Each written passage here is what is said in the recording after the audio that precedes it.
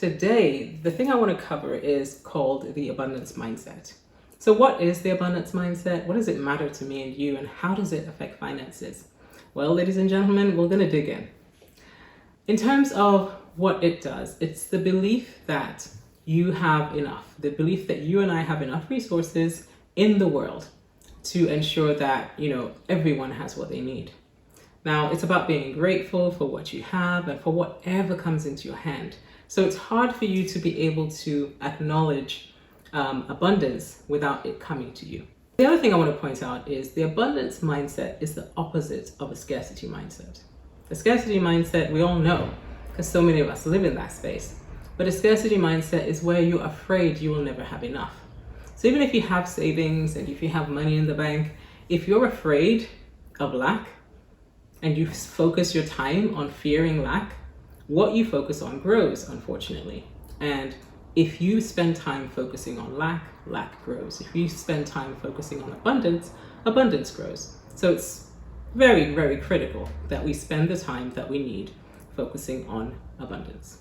So I want to talk about maybe 5 different ways that we can acquire an abundance mindset. Now, folks, it's not a simple thing. I want to be clear about that because our mind is used to working one way, and it takes time to turn that ship around to get to a place where it begins to think in the other direction. Important things to remember as to how to get an abundance mindset or how to acquire one. Let's hit that button. So the first thing I would usually encourage is for us to focus on what we have. Spend time being thankful and just focusing on what you do have rather than what you don't have.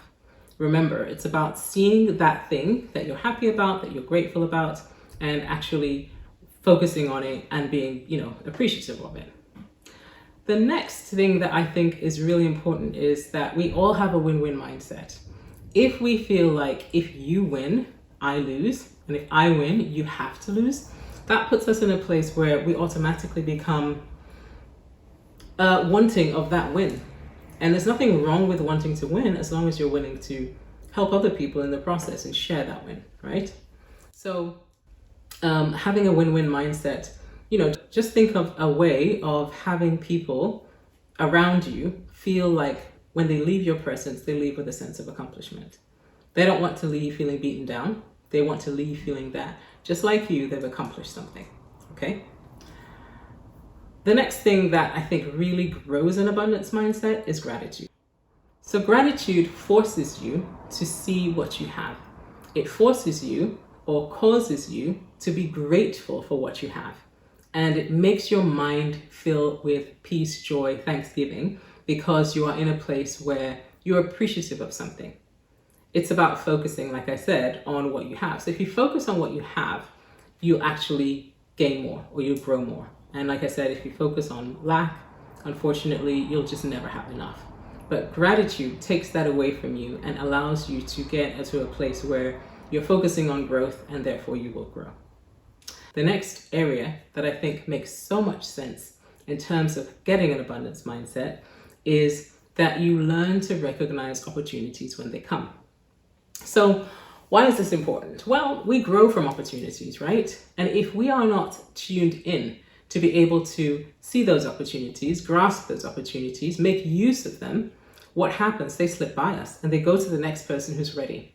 So there's a saying that luck is when preparation meets opportunity. It has nothing to do with just falling into the hands of the right place. Most of the time, people who are lucky are the people who are prepared to receive that opportunity, okay?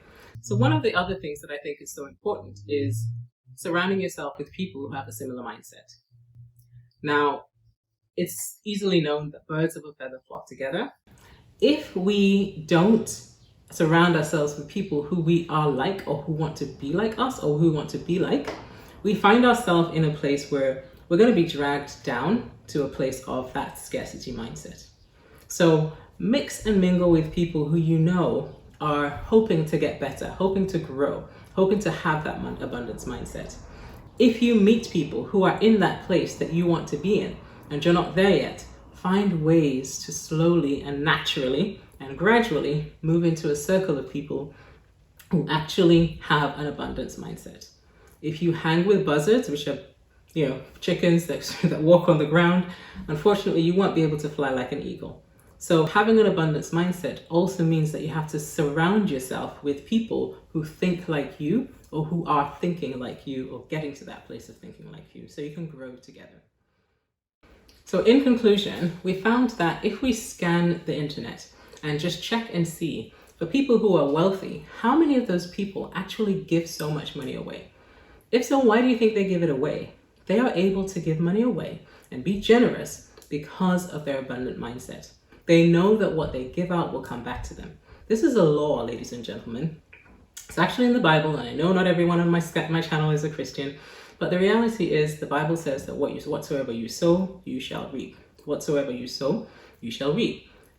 People who have an abundant mindset are people who give a lot and are generous. We find that people who are generous and who give money away, or who give to other people or give to good causes, are people who have actually grasped the concept that that abundance in them is not just for them.